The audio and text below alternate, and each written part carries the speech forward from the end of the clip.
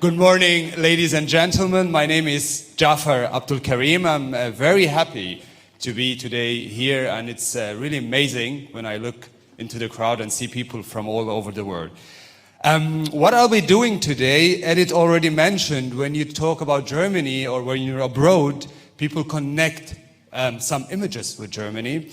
That happens to me too. When I am abroad and people know I am from Germany, then they say football, you can imagine, Bayern München, cars. But when it gets serious, when it gets political, then it's different. So in times, in age of Trump's, Putin, and also Brexit, what role does Germany have? And also, Germany is connected the last 3-4 years with refugees. Also, what image does Germany want to have in the world?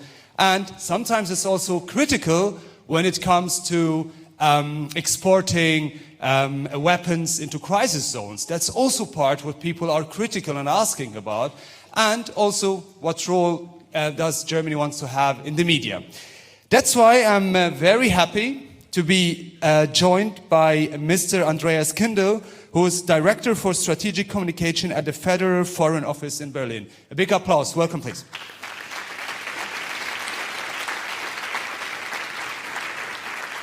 Just to tell you about the running order, we only have 15 minutes.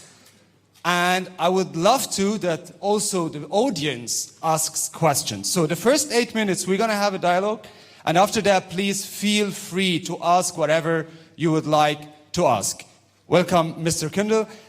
My first question is, why do you need today a strategic communication department at the federal office? Can I just say that I don't have anything to do with the image of Germans being friendly since 2 years ago. So it's not our contribution. And you also say, so sometimes they say Germans don't have a humor, so no, you have humor. Thanks. That's cool. Strategic communication, yes, we have this directorate now for 3 years, but we have, of course, been doing this job for many, many decades. But what has changed, of course, we've discussed this yesterday, digital media, social media, and so on and so on. So we had to adapt, and we formed a directorate that deals with, among other things, disinformation, campaigns for the foreign ministry, our image abroad, and so on and so on. When we talk about disinformation, what do you mean exactly? Disinformation comes in different forms. I personally think that disinformation, usually you have, as the main actor, you name, and I think it's been said so yesterday already, Russia or Kremlin, close media, and so on and so on. But I think if you look more strategically, more important than crude disinformation is maybe something we could call perception management, or as I think Jaron Lanier yesterday said, behavioral modification.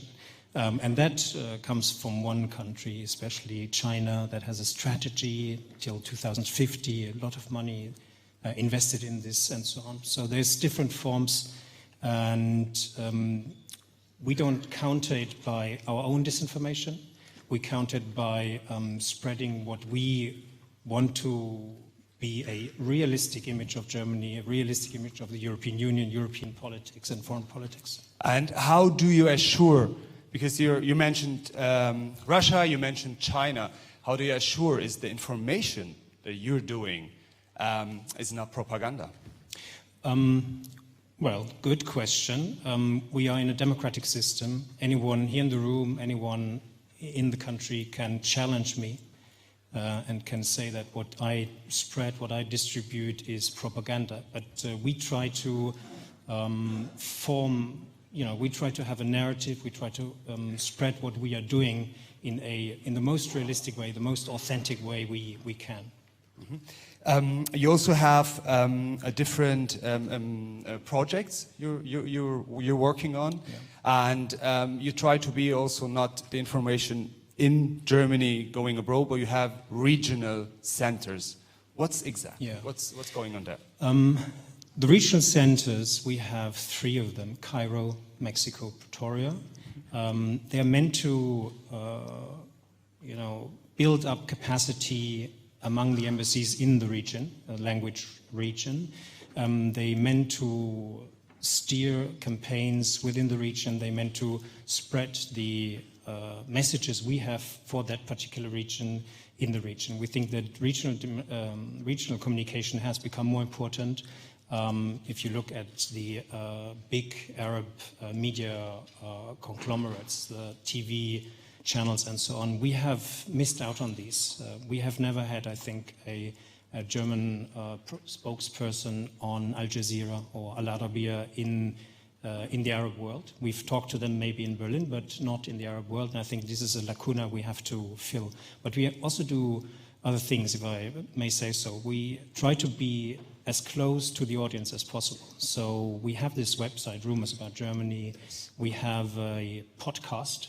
When we mention rumors about Germany, what you do is there's a lot of disinformation, misinformation concerning refugee migration. So you're putting facts and figures on this side, so people are informed what's going on in Germany concerning refugees. And I also experienced it when in some of the Arab countries where people think you enter Germany and then you have a house, and after that you have a car and everything is great, but where you define what's going on. Yeah. How are the reactions? What can you say about reactions?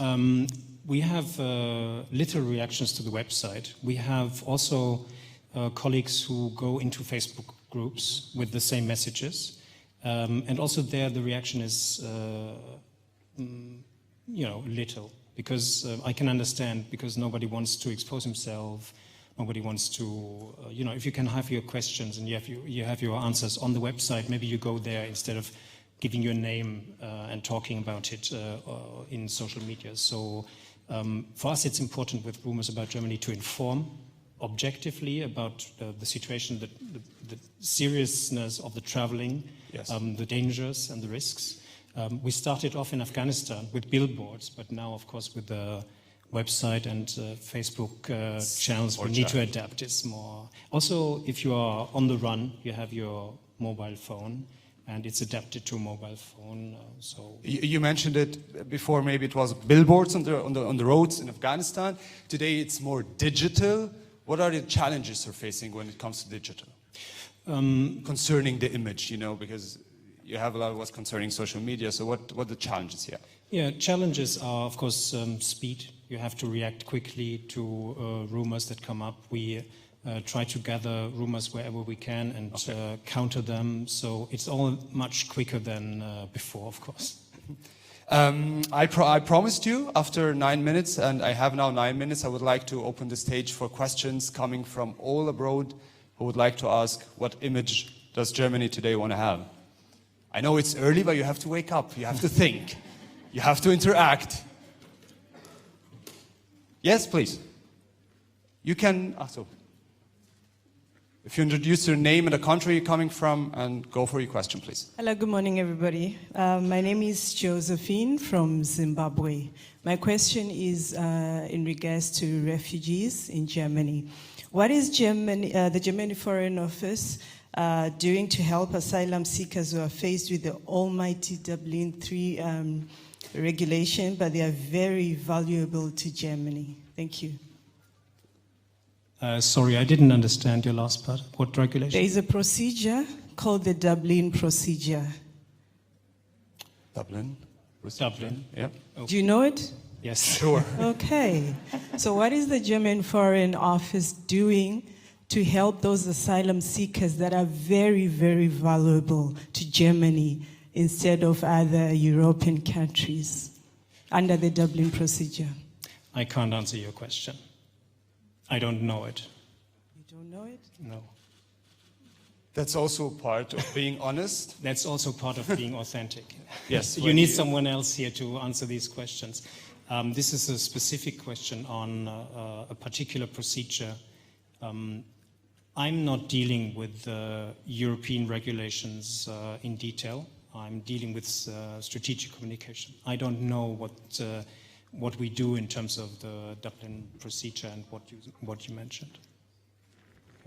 Thank you. Next question. Yes, please. You will get a microphone. Hello, I'm Probit from Thailand. I'm wondering if Germany has any plan to play a bigger role in the world, particularly in Asia and the Pacific region, given that the United States is currently very inward-looking.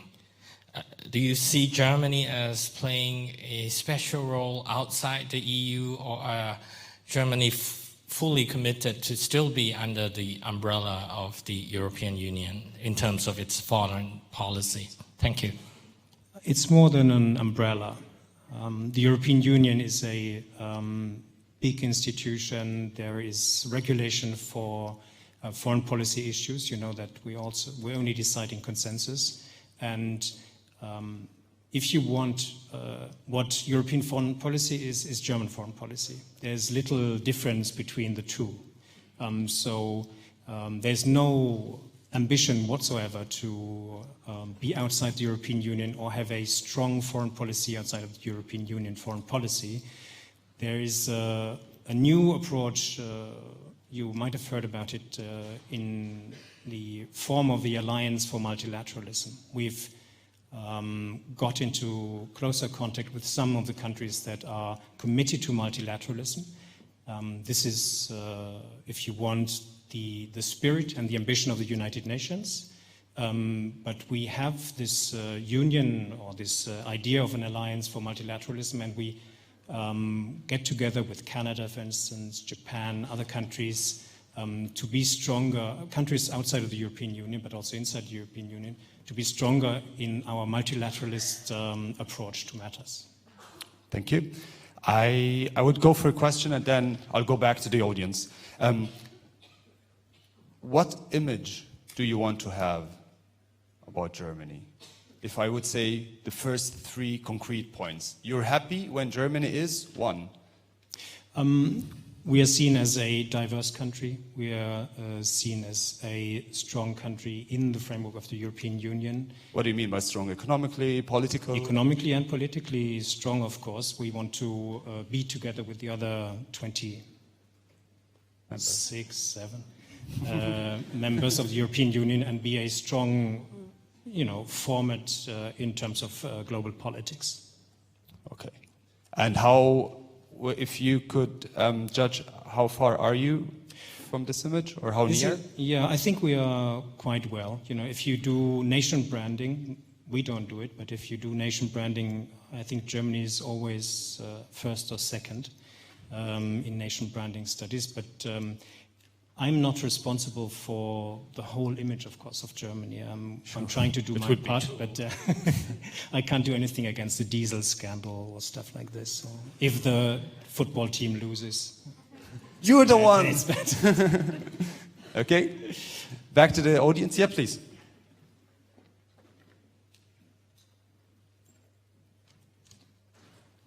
Okay. Good morning. I'm Ryan Karawi, a journalist from Palestine, but I lived in Saudi Arabia. I have one question for you. As you are working in communication field, what's the strategy you apply to encourage German people to accept all this number of refugees? Thanks. Did you get a question? What's the strategy you have applied to encourage German people to accept this number of refugees? Okay, I don't want to sound petty, but again, there is, although in social media and digital media it's difficult to differentiate between in the country and outside of the country, but the question how Germany is being, or Germans accept refugees is also a question that needs to be answered by other ministries in the government. We have increased and strengthened our work in Germany because we had the feeling that there's a strong difference between expectations coming from abroad and the position of Germans. So we are doing a lot of citizens dialogues, talk to people in small countries, not just Berlin. And very often what I here, and in these discussions, of course, we answer to questions like this. And what I often hear is a very positive approach, a very positive position towards refugees. And it seems to me that sometimes the negative position towards refugees is being exaggerated in parts that are interested in this exaggerated opinion. So what I encounter in my dialogues, in my citizens' dialogues, is a very positive position towards refugees. There are problems, of course, and people feel it locally on the ground. And I think the responses have to be locally also. Did I answer your question? You're shaking your head. Shake it in the right direction. Okay, now you change. German humor is totally different today. Please. I'm Uday Basu from India. Well, my question is, climate change has become a major issue. Now, after the Trump's policy, China, India, and Germany are now collaborating in this fight against this climate change. Now, how can Germany play its role in this strategy? Climate change, as you said, I mean, it's become a major issue, and you can see it from the results of elections, for instance. And the positions that you also see in internal discussions. I don't know whether you follow the discussion of videos being sent on YouTube and the reactions to it. From my point of view, we are willing to do a campaign on climate change and what we need to do, and we have been doing a communication campaign on sustainable development goals for quite some time, and this is part of it, of course. In terms of politics, no strategic communication campaign can improve the image sustainably if there's no good politics to it. And this is a question, I think, that has to be answered by politicians. I'll go back to, thank you. I'll go back to a question that I have when it comes to media. You know, if you look today, you have the US, for example, for the Middle East has Al Hurra, you have France 24, you have BBC, you have Deutsche Welle, you have even Russia Today. So you're also working on supporting media.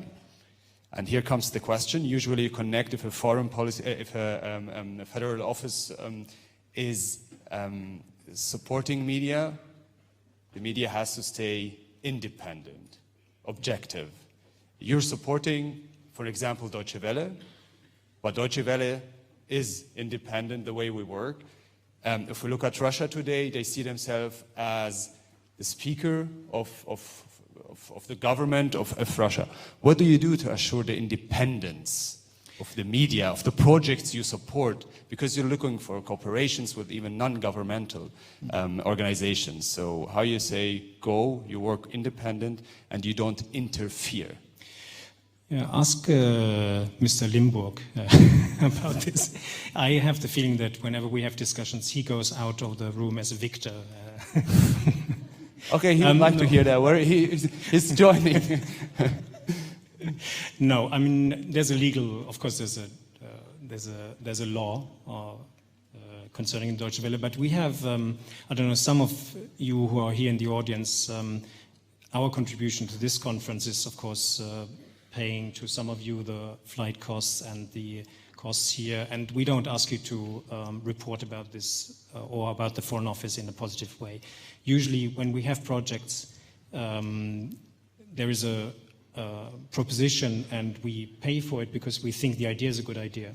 But we don't dictate to anyone to report in this way or that way. This is a strong pillar of our, our foreign policy, our strategic communication, that we have an independent press, independent media. And the freedom of the press is one of the basic pillars of our work anyway. So we don't dictate, we don't tell anyone what to do. We discuss, for instance, with Deutsche Welle, we have our regular discussions on projects we want to do and how we do it together and so on. But also with you, we didn't tell you to go to Mosul, or on the contrary. I remember the discussion. I remember that. Yeah, because on the contrary, we talked to you and we said you shouldn't go, but you went anyway. So I think that's part of the independence of being a journalist and freedom of speech. What you said, you're supporting it, and when we as Deutsche Welle stand for press freedom and freedom of expression, then we also have to do it. Yeah. You know, so, and that's why, I went to, or we as a team went to Mosul at the end, because we have the independence to decide it. But again, we are having a good cooperation. We also have to mention that. I mean, cooperation doesn't have to mean a dependence on or dictating. Everyone does his or her job, and then we can cooperate together. Yes. I'll go back to the audience now. Who would like? Yes, please. You'll get a microphone. Said Karzon from Palestine.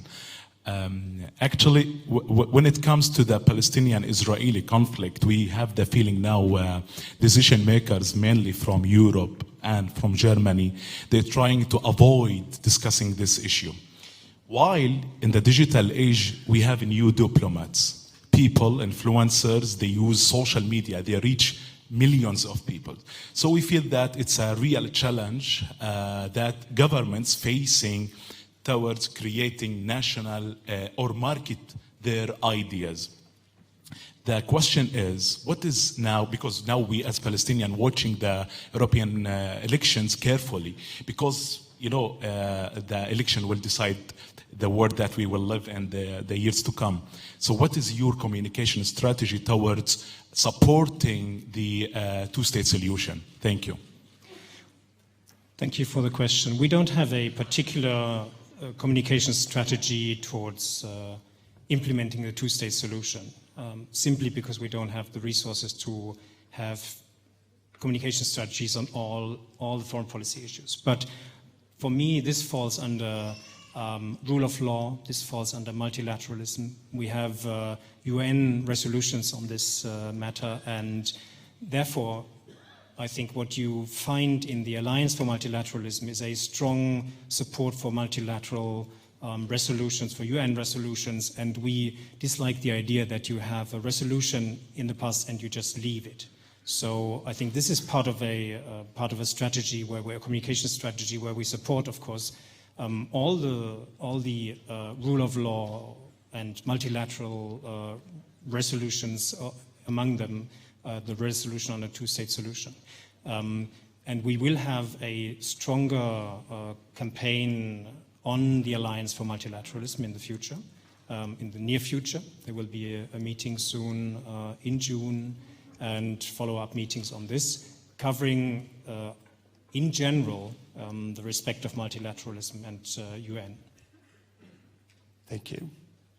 The interest is big. A lot of people would like to ask. We already did more than 15 minutes because there is a big interest. It's almost half an hour, but we have to go to the next step. But before we go to the next step, a very big warm applause and thank you, Mr. Kindl, for answering the questions.